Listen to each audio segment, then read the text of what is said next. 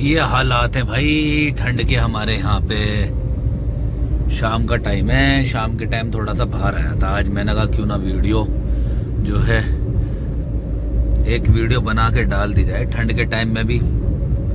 तो ये आपको दिखाना चाह रहा मैं कि बिल्कुल शाम का टाइम और कैसा मौसम हो रखा, किस तरीके का मौसम हो रखा, फोगी फोगी सा हो रखा। आज मुझे ऐसा लग रहा कि रात को कोहरा भी आ सकता है। जितने मेरे भाई इस वीडियो को देखेंगे ध्यान रखें, अगर रात को आपको कोहरा नजर आ रहा, ज्यादा कोहरा नजर आ रहा है, कंफर्टेबल महसूस नहीं कर रहे कि कंफर्टेबल महसूस कर रहे हो ड्राइव करते हुए, तो आपसे एक रिक्वेस्ट है गाड़ी साइड में लगाए, जो कि ऐसी जगह लगाएं कि दूसरे को भी दिक्कत ना हो। फ्री लाइन में लगाए जहाँ पे ट्रक ले बसेस वगैरह की या ट्रक ले बे होती है, उस जगह पे आप सेफ हो। क्योंकि वजह उसकी यही है, पता लग रहा कोई आगे पीछे से बस ठोक दे या कोई गाड़ी वाला ट्रक के अंदर घुस जा।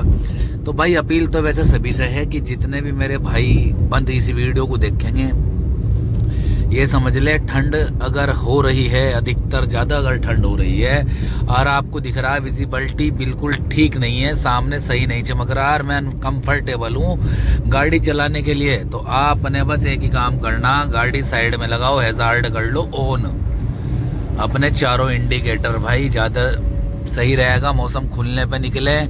मेरी अपनी राय ये है, बीवी बच्चों के साथ हैं तो जरूर किसी होटल या किसी रेस्टोरेंट पे गाड़ी लगा ले, ताकि आप जब तक वो कोहरा ना चला जाए, फॉग ना चला जाए, तब तक आप ड्राइव ना करें भाई।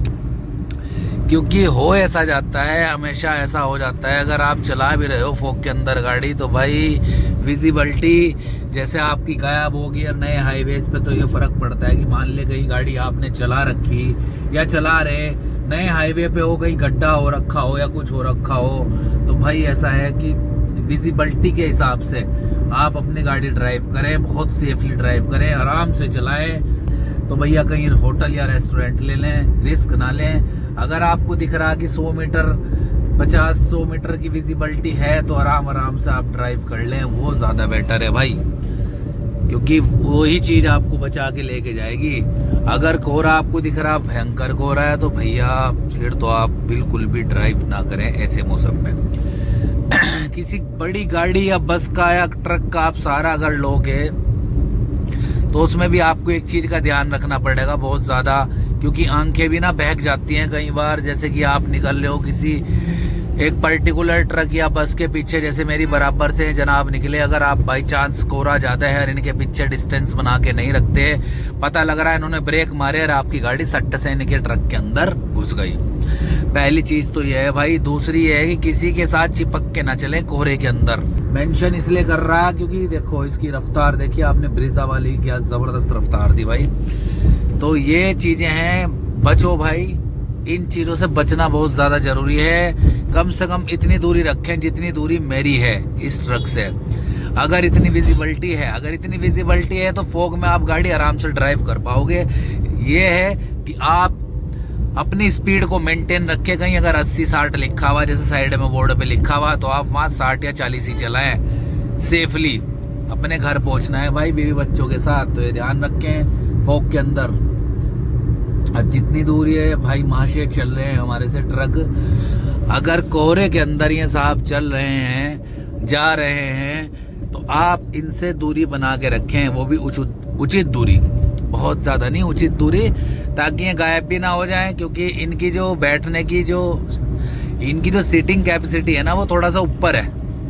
मतलब जहां आपका सिर है, धड़ है, जहां आपकी गाड़ी की छत है, उससे भी ऊपर तो इनका बैठने का स्थान है। तो इन्हें विजिबिलिटी हमारे से अच्छी नजर आती है जब पूरा पैक होता है, फुल ऑन पैक होता है, हर चीज फुल पैक है, तो भैया ये भी फेल हो जाते हैं। तो भैया कोई ज्यादा ही मजबूरी फंस गई, आपको जाना है और आपको काम नहीं चल रहा और कोहरा पड़ गया आपके सामने, तो भाई फिर तो भैया भगवान भरोसे चलो बहुत आराम से। बट ये भी ध्यान रखो कि आपके पीछे भी कोई ऐसा वाहन ना चल रहा हो जो पीछे से आपकी गाड़ी को हिट कर दे, मार दे। समझो बात को, क्योंकि किसी का कोई भरोसा नहीं भाई। कोई किस रफ्तार से आ रहा ट्रक, बस को तो पता भी नहीं लगता कि भाई गाड़ी हो लग चुकी। कई बार हो जाता है ऐसा, लेकिन फिर भी मेरा यह मानना है, अगर भी बच्चों के साथ आप चलते हो, ड्राइव करते हो, इमरजेंसी कोई बात होगी तभी आप घर से निकलें, अन्यथा ना निकलें। अभी भी शाम का टाइम है, तकरीबन टाइम हो रखा है भाई 5:30 पौने 6 का टाइम हो रखा है जिस टाइम मैं वीडियो डाल रहा हूँ। 5:45 बजे अभी मतलब यहाँ से इतनी जो आपकी आप देख पा रहे हो विजिबिलिटी बहुत है। इस विजिबिलिटी में दिक्कत नहीं आने की, लेकिन जो बड़े बड़े हाईवेज है, एक्सप्रेस वे है, उन पे बहुत दिक्कत आती है। जैसे कि एक्सप्रेस वे पे आप जाओगे तो आप हमेशा देखोगे दोनों तरफ जो जमीन पड़ी हुई किसानों की पड़ी खाली पड़ी हुई, तो खाली जमीन के आसपास कोहरा बहुत ज्यादा आता है भाई।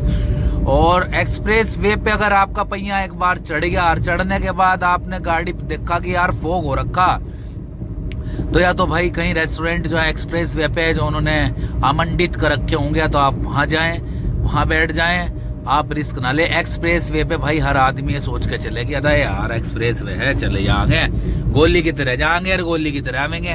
तो भैया विजिबिलिटी के चक्कर में Yamuna express way, Delhi Lucknow express way कई बार ड्रामा हो चुका, कई बार गाड़ियां भिड़ चुकी आपस में भाई। और इसलिए मेंटेन करके अपने वाहन को चले, ये जरूर देखें। अब आप देख लें वो पुल सामने है, यहाँ पे थोड़ा असर पड़ गया क्योंकि यहाँ पे टोटल खेत हैं भाई।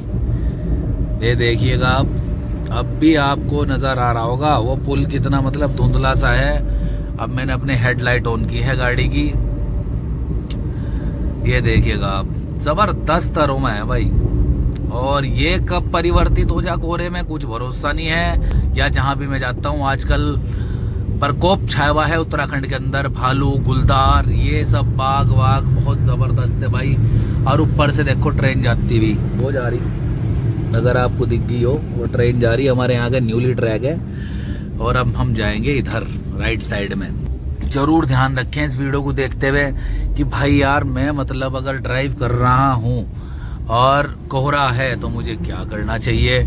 दूसरी एक बात, बहुत सेफली गाड़ी चलाएं, स्पीड आप मेंटेन रखें, ठीक है जी। इस चीज की आपको अपनी तरफ से ही पहल और कोशिश करनी पड़ेगी। एक्सप्रेस वे पे अगर कोहरा है तो गाड़ी चलाने से बचें। और अगर एक्सप्रेस वे पे आप गाड़ी चला रहे हो, आजकल नई फीचर्स के साथ जो गाड़ी आ रही है एडास है जिनके अंदर, सपोज दैट गाड़ी के अंदर आपने एडास लगा रखा और सामने उसे दिख गया, हिट कर दिया उसने ब्रेक मारे, सपोज उसे सेंसर ने सेंस कर लिया और गाड़ी एडास पे है और गाड़ी अचानक से रुक गई और पिछली गाड़ी में एडास नहीं है, जिस गाड़ी में आप बैठे हो उसमें एडास आपने एक्टिव कर रखा और जो पिछली हमारे से गाड़ी आ रही है हाईवे पे उसी पे ही उसी लाइन में, उसने क्या करा, उसका एडास है नहीं तो वो आपकी गाड़ी में घुस जाएगा भाई।